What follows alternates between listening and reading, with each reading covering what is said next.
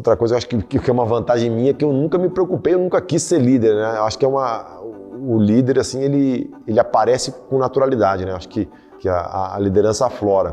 Porque às vezes a gente vê algumas pessoas falam que o líder tem que gritar, que o líder tem isso, que tem que se impor. Eu acho que o líder não tem que se impor. O líder, ele recebe do grupo uma condição natural para liderar, né?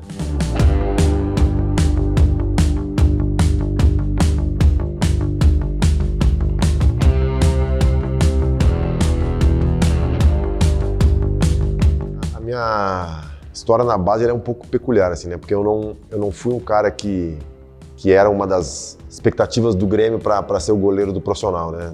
E então acho que as coisas para mim começaram a acontecer um pouco tarde, né? Na base eu joguei pouco e eu sempre falo que a minha carreira ela foi do Grêmio, né?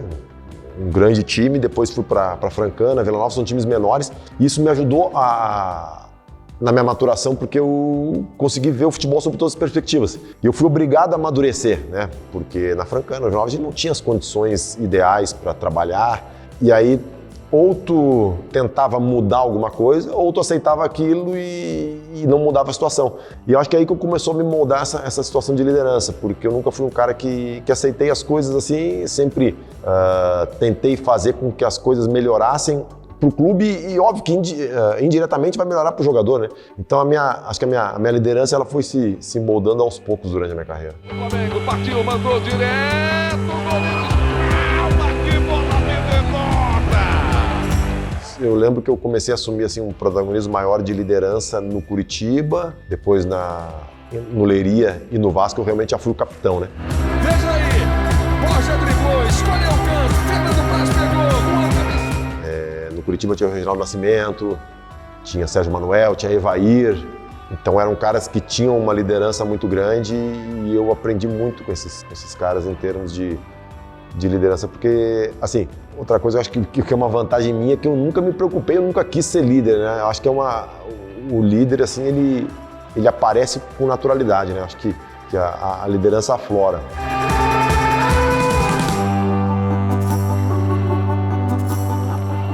Quando eu cheguei no Leiria, tinham 3, o primeiro, o segundo e o terceiro capitão.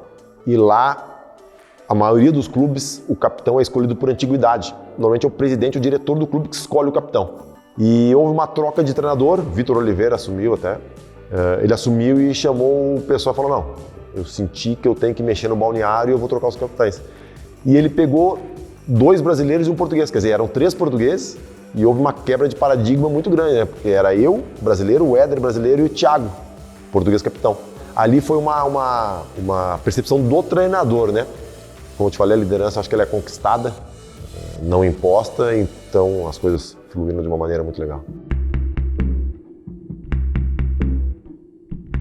Quando o Marcelo Oliveira chegou no Palmeiras, ele me chamou para conversar, eu era o capitão, em 2015, e ele falou, Praz, eu não me sinto muito à vontade com o goleiro sendo capitão, porque dentro do jogo, falar com o juiz, sei o quê, e eu falei para ele, Marcelo, eu não tenho problema com isso, né? Não tenho vaidade nenhuma em relação a isso, vou continuar fazendo tudo que eu faço sem ser capitão. Eu acho que não tem muito a ver, porque eu acho que essa questão de falar com o árbitro eu acho que a função menos relevante de um capitão, né? E no jogo também é menos relevante. A mais relevante é no dia a dia mesmo, na interação com o grupo, com o treinador, com a diretoria, com a torcida, com a imprensa. Quando eu vejo assim, um menino que nem o Vitor Luiz, o próprio Veiga, o Luan, que trabalhou comigo no Vasco quando estava com 18, 19 anos, citar só um exemplo, né? De jogadores se tornarem o que são hoje, tu vê que tu conseguiu participar no começo deles e de alguma forma ajudar. E eu acho que o líder ele tem essa função muito importante e isso, assim, para mim é uma das coisas mais gratificantes que eu tenho no futebol.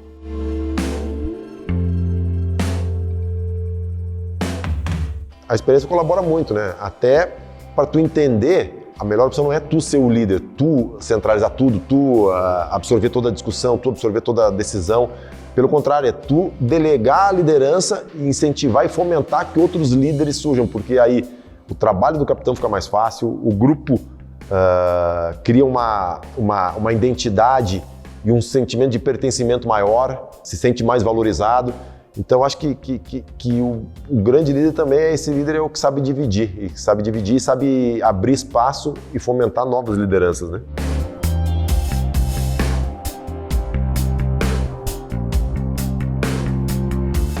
Tu tem exemplos e imagens de ídolos, né? Da parte técnica e da parte de liderança, né? Eu sempre gostei do Dunga, pela vertente da entrega e do comprometimento que ele tinha com o grupo, né? Foi massacrado, foi pisoteado, mas ele sempre estava ali para fazer o trabalho sujo que se fala, né? Absorver as críticas. No Vasco, eu tive alguns caras que, às vezes as pessoas podem, eu vou falar o nome dele aqui, as pessoas vão dizer, pá, mas ele, o Carlos Alberto, um cara de personalidade muito forte, assim, de comprometimento dentro do campo, sabe? Muito, muito, muito. E aí tu começa a pescar um pouquinho de cada um, né? O Juninho Pernambucano, que, para mim, foi um prazer trabalhar com ele e poder criar uma amizade com ele, que é um cara referência dentro de campo, fora de campo, em termos de conduta, em termos de preparação para jogo, em termos de mentalidade vencedora, em termos de preocupação não só com ele, com o grupo, mas com o clube.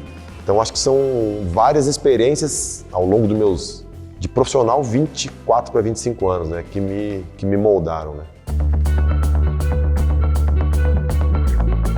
Primeiros momentos marcantes meus, a vitória da gente nos pênaltis na arena, em que a gente errou o primeiro pênalti com o Robinho, e aí a série foi batendo, a gente fazia, eles faziam, a gente fazia, eles faziam, a gente fazia, eles faziam, e na última, se o Elias faz, acaba, e eu pego no canto direito, e aí tem aquela coisa que são meio sem querer do Petros, né? O Petros ia bater o pênalti, o Petros não vinha pra bater, e eu tinha a minha técnica, apontar pro canto, sei que, eu tive que começar a pular, ir pra um lado e pro outro, porque ele não vinha pra bola.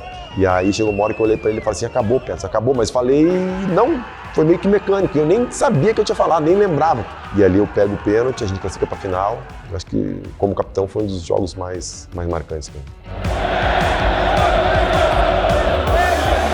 Eu me lembro que eu chamava muito o Gabriel pra treinar no fim do treino, né?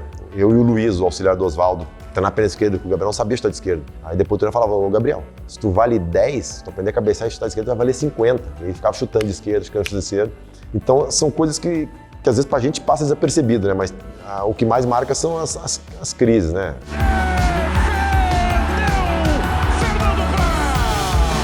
Aí foi uma baita sacada do Cuca, né? Na época ninguém muito entendeu e muitos até criticaram, né? Mas o Dudu vai ser capitão, né? Exemplo, não sei o quê, pá. E o Dudu teve que rever alguns comportamentos dele, né? Não só dentro de campo, mas fora de campo, de rotina de atleta, né? E eu acho que para ele foi sensacional. É o que eu falo, o Cuca foi esperto de fomentar a liderança. Ele precisava corrigir algumas coisas do Dudu e precisava de um líder. E pro Dudu foi bom porque pro crescimento dele foi sensacional. Por isso que eu falo de fomentar novas lideranças, né? O cara não tem que se preocupar em ser líder e fazer o espaço dele para não perder a liderança, pelo contrário. Tem que trazer quanto mais gente para perto dele com o espírito de liderança, melhor. Essa questão de se tornar capitão foi o Cuca, né? E óbvio que a gente, por ser mais velho, a gente conversava muito e conversa sempre com os mais novos, até hoje, né? Esses dias eu tava batendo um papo com o Veiga e até brinquei com ele, falei, ô Veiga, não vai achar que isso aqui é um sermão de pai ou de tiozão ou de coroa, né? Falando algumas coisas da experiência de vida que a gente tem e ainda mais eu agora aqui, que tive jogando e parei de jogar, né? Então eu tô vendo o outro lado e às vezes no futebol a gente fica dentro de uma bolha e inconscientemente a gente não se dá conta e até pela correria do nosso dia a dia também a gente não se dá conta que o mundo, existe um mundo fora dessa bolha, né? E aí quando tu para, tu sai e tu começa a perceber melhor as coisas. O que você fala pra ele? É um segredo.